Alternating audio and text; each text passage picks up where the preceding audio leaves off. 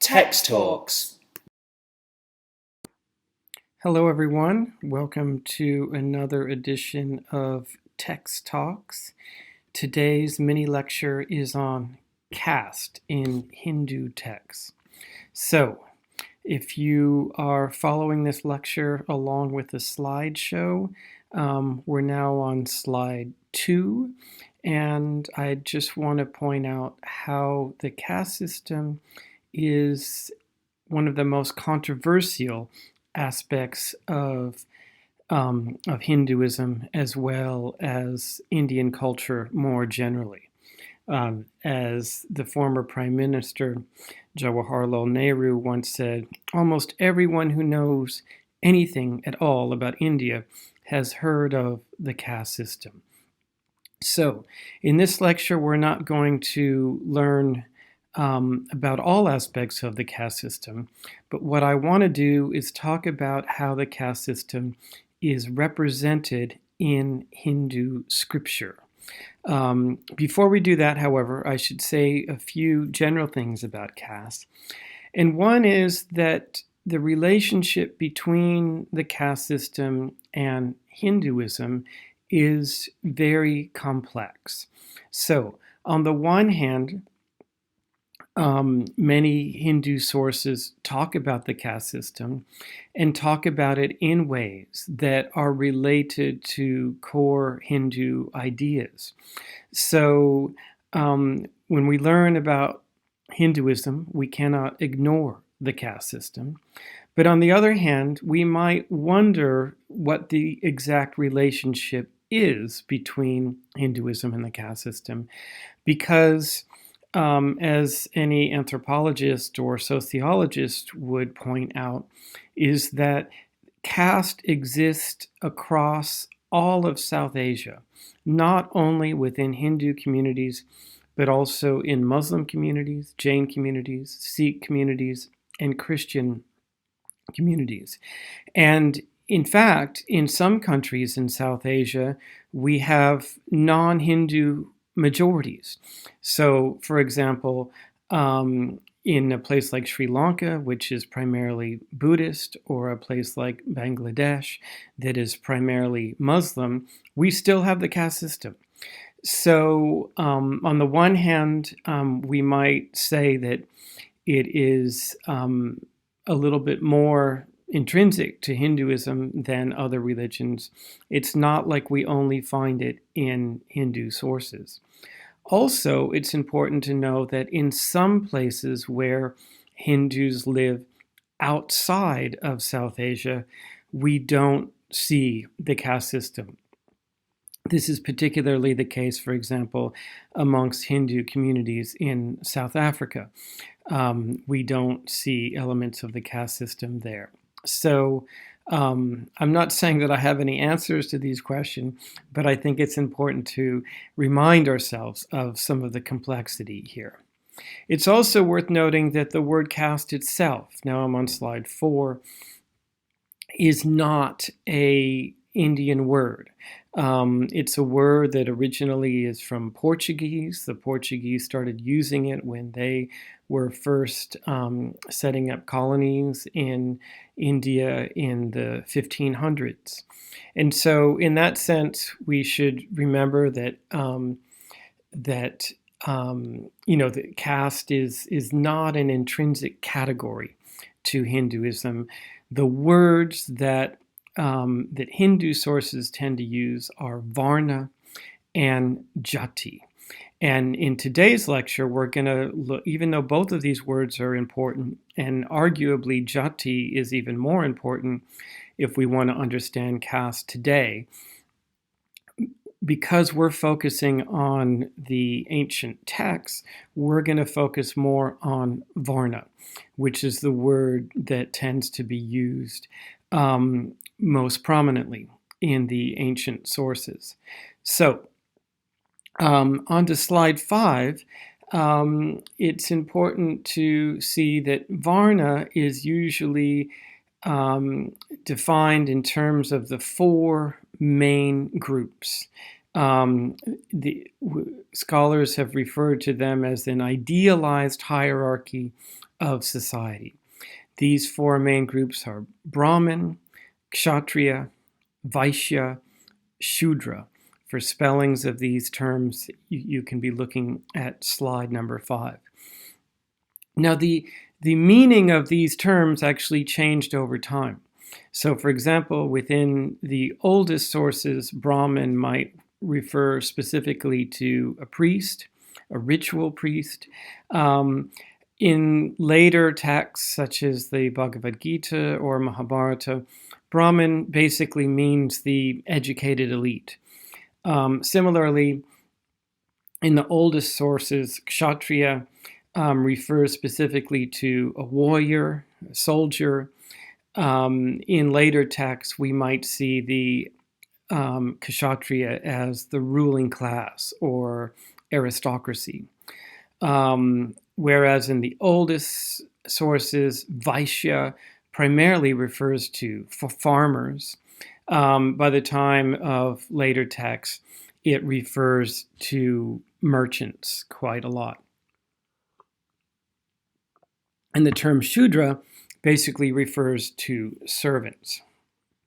Now, if we look at slide number 6, we see that the oldest textual passage about the caste system, or about Varna, appears in the Rig Veda. We have this famous hymn about the cosmic man. This is a creation hymn. It's about the beginning of the world as we know it. And basically, this hymn is telling us that the world was created through the first sacrifice. And in that sacrifice, the gods basically sacrificed this cosmic man. And they divided his body up, and basically they made the world out of his body. And according to him, they say when they divided the man, into how many parts did they apportion him? What did they call his mouth, his 2 arms and thighs and feet? His mouth became the Brahmins, his arms were made into the warrior, his thighs the people, and from his feet the servants were born. So, as I said, this is the oldest passage referring to the caste system, or referring to Varna, and this is part of a creation myth. Now, the hymn doesn't really tell us much more about whether this corresponds to a reality on the ground or not. But what we do see is that these 4 terms tend to then be used throughout Hindu scripture subsequently. So if we skip a few hundred years onto the Upanishads, we see this famous story between this woman named Jabala and her son. And it's interesting that Jabala is a single mom. She tells her son that she actually doesn't know who her son's father is, because she had had a lot of sexual liaisons when she was younger. It's very interesting that we find a figure such as Jabala in a text like the Upanishads, and there's no sort of, moral disdain about her lifestyle. It's merely telling us that she was speaking honestly to her son, that she didn't know who her father was. And so when Satyakama, her son, asks her who his father is, because he wants to go and learn from a famous Vedic teacher, she just tells him, "I don't know." And so when he goes to the teacher and asks to be the teacher's student, and the teacher asks him who his father was, he honestly tells him, "I don't know," just like his mother had told him. Now, then, rather than refusing him because he doesn't have the proper lineage, the teacher says, "Who but a Brahmin could speak like that? Fetch some firewood, son. I will perform your initiation. You have not strayed from the truth. Now, the word Sachikama means one who desires the truth. So here we see Sachikama is depicted as this very truthful young man, and we don't know what his true origins were. What's interesting about his teacher's proclamation, however, is that it remains ambiguous. On the one hand, we could interpret the teacher as saying that Sachikama's father must be a Brahmin. He must actually have been a Brahmin, and only because Sachikama is, genetically a Brahmin, is he able to speak like that. But on the other hand, we could also interpret this passage as saying that if you speak truthfully, if you act like a Brahmin would act, then that makes you a Brahmin. And one of the things I think is really interesting about this passage is that it brings up this tension that we see in a number of scriptural sources between reinforcing the Varna system and challenging the Varna system. Here we see this one and the same story can be interpreted in one way to show us the sort of, in one way to show us that the caste system is based on intrinsic qualities, and on the other hand, it's based on qualities that can be adopted. Now, if we skip to another text, the Bhagavad Gita, now we're on slide number 8, we see that within the Bhagavad Gita, the caste system again is both supported and challenged. So, for example, Krishna tells Arjuna, the 4 Varna system was brought forth by me in accordance with qualities and action. So here Krishna is actually claiming that as the creator of the universe, he created the caste system too. And when he's saying that in a positive way. But then, of course, he says things, I devote myself to those who resort to me in just the same way people follow my path in all places. Or he says, leaf and blossom, fruit and water, from the one who offers these to me with devotion, the one whose self is pure, I take that offering of devotion. So in these 2 other passages, he's basically saying, it doesn't matter what your background is, as long as you're devoted to me, that I'll, basically accept devotion from everybody. So what do we make of that? Again, we see the tensions within this Varna system. Now I want to look at 2 stories from the Mahabharata that I think are 2 of the most interesting explorations of caste relations. Now, one is between a Brahmin by the name of Vishvamitra and a Chandala. And a Chandala is actually not represented in this 4-fold division because a Chandala is basically an ancient Sanskrit word for an untouchable. Now, here in this story, we see that the Chandala is depicted as violent, a killer of animals, an eater of dogs. So in other words, he's the lowest of the low. Nobody could be lower on the social hierarchy. Whereas Vishvamitra is a famous Brahmin. And so in this story, basically, there's a famine. Vishvamitra has been looking for food for several years. He wanders around the entire country, and he finally comes across this village where he sees that there's some meat. He's starving. He's hungry. He'll eat anything at this point. And so he sneaks into somebody's house and decides to steal their dog meat. This somebody's house is the Chandala. and the Chandala finds him there in the middle of the night. And I mean, you can imagine this story has a bit of humor as well. I mean, you can imagine, for example, if somebody broke in your house in the middle of the night and you wake up and it's the Pope. You'd be like, what the heck are you doing here? And the Chandala, can't believe that this famous Brahmin has snuck into his house and is now stealing from him. And so here, at this point, we have this really interesting conversation between the two of them, where Vishvamitra is defending him eating meat, and Chandala is basically arguing you shouldn't do that. But their whole argument exists along caste lines.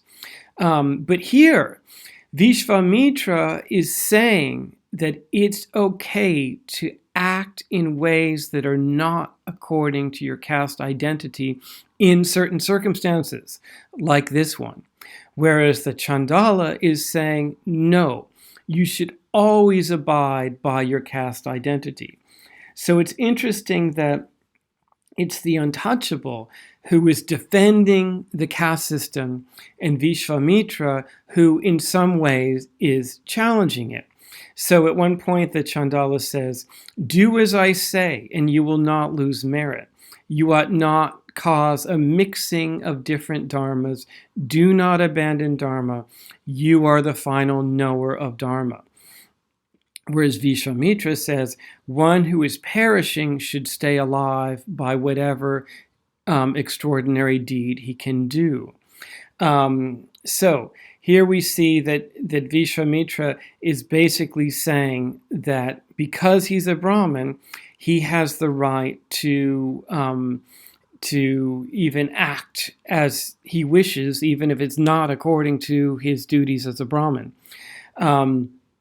Bhishma, who is the character in the Mahabharata who's telling this story, concludes by saying, someone in the midst of a crisis who is desperate to stay alive may save his overstressed body by any means possible if his mind is not afflicted. One must resort to this understanding and survive.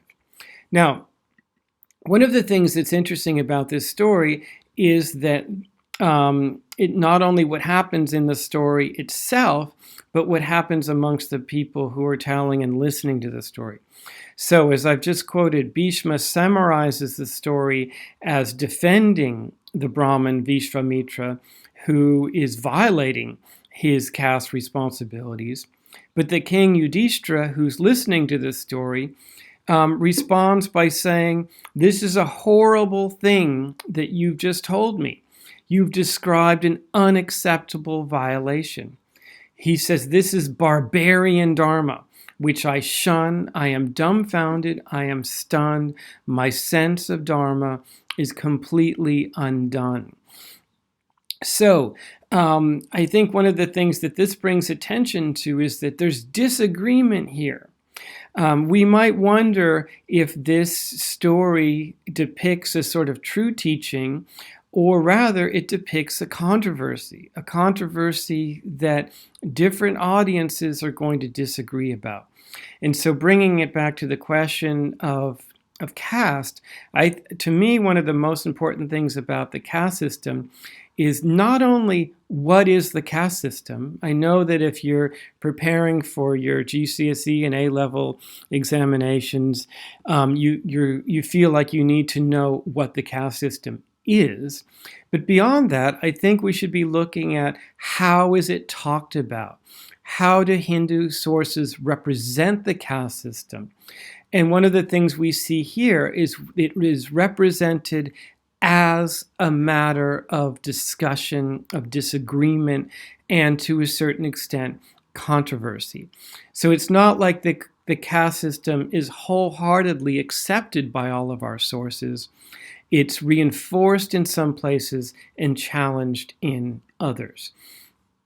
On slide 11, I have some discussion questions that you can look at as you think about this story a little bit further.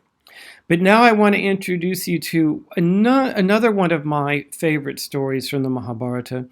But this one offers a slightly different message. So whereas our last story was a dialogue between a Brahmin and a low caste person, in this case an untouchable, a Chandala, in this case we see another dialogue between a Brahmin and a low caste person, this time a butcher, a Shudra. And here I'm on slide number 12. So this is part of an earlier story about this Brahmin Kaushika who goes on a journey to learn more about Dharma. And if you listen to our first text talk lecture about Sri Dharma, you might remember I talked about Kaushika's dialogue with the Pativrata, which means the Pativrata is the name for the devoted wife. So after Kaushika has this dialogue with the Pativrata, the Pativrata basically recommends that he go and seek advice from another teacher, in this case, a butcher. And so here we have Kaushika, the Brahmin, approaching the butcher to be the butcher's student. So this is a huge reversal of roles here, that a Brahmin would be learning from a butcher. And so when Kaushika arrives, he finds the butcher in the middle of a slaughterhouse selling venison and buffalo meat.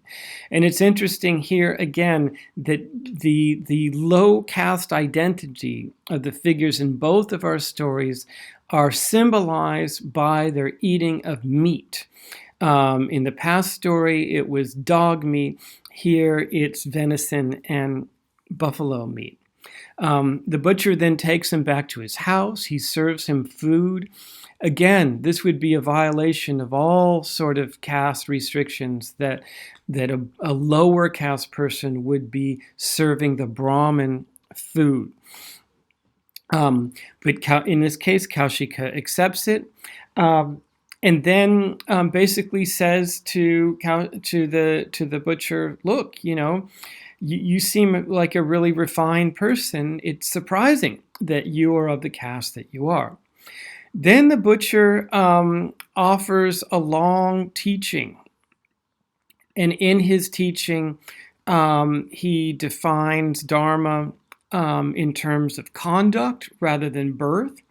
So here again, we see a return to that theme that we saw in the Upanishads with Satchikama. He speaks of the importance of acting selfishly. And in fact, he mentions a number of teachings with specific resonances with the Upanishads, such as an ethical understanding of karma, the immortality of the self, and the knowledge of Atman as being the highest knowledge. Now, at the end of this teaching, Kaushika thanks the butcher for his teaching and says, "I was falling to a terrible hell, and you saved me." But then after praising him, Kaushika again returns to his caste identity and says, how can it be that this amazing teaching could have been transmitted by someone who is not a Brahmin? And here the butcher reveals that he was a Brahmin in his past life. Then Kaushika says, "Your present vile profession is due only then to your caste identity. Suffer for the time being, and then you shall be a Brahmin again." And then at the end, he says, "Any Shudra who is always intent upon self-control, truthfulness, and Dharma, I judge him a Brahmin, for one becomes a Brahmin through one's conduct." So here we see the overriding message of this story is caste identity and the ability to achieve the highest caste designation is not based on birth, but based on conduct. Now, we could see the fact that the butcher revealing himself to be a Brahmin in a past life as kind of complicating that message, because it turns out he's a Brahmin after all. But then we might wonder if then every Shudra, every Chandala for that matter, is a fallen Brahmin from a past life. And in that case, we might get back to this message from this story telling us that caste is ultimately more based on conduct rather than birth. That every person of every caste is basically a Brahmin on the inside, somewhere, if you go back far enough. But whether they're a Brahmin in this life has to do with how they act, what their conduct is. Okay, so if we look at the final slide, the Varna reflection, we see that these stories do reinforce caste hierarchies. There is an emphasis on how hard it is to attain the status of Brahmin. And then oftentimes when arguing with a Brahmin, the lower caste person, rarely wins the argument. And we saw that with the Chandala. The Chandala does not win the argument, even though the butcher does win the argument. Rarely is the higher caste person convinced that their actions can transcend their status. However, we've also seen in some cases they can. And so one of the things we see in a lot of stories are the inversions of caste hierarchy, where the lower caste person teaches or a higher caste person or quotes Vedic sources, shows people of lower, and in this way, these stories show people of lower caste living some of the most virtuous lives and exposing some of the brutalities of the caste system. So, just to sum up, I'm not trying to make this simple. I'm trying to show that the tensions, the contradictions about the caste system, particularly with the concept of Varna, are in the texts themselves. But I've also wanted to show you some textual passages that you could use in a discussion about the caste system in your exams. Again, for me, the question isn't merely what is the caste system, but I think the question is how do the Hindu sources address it? And if we look at that question, we see that this wasn't like a social system that everybody agreed upon or everybody liked, but we see the caste system as a constant source of tension, of criticism, of disagreement. And we can learn a lot about Hinduism by looking at not just what it is, but how it's discussed. Okay, thank you very much.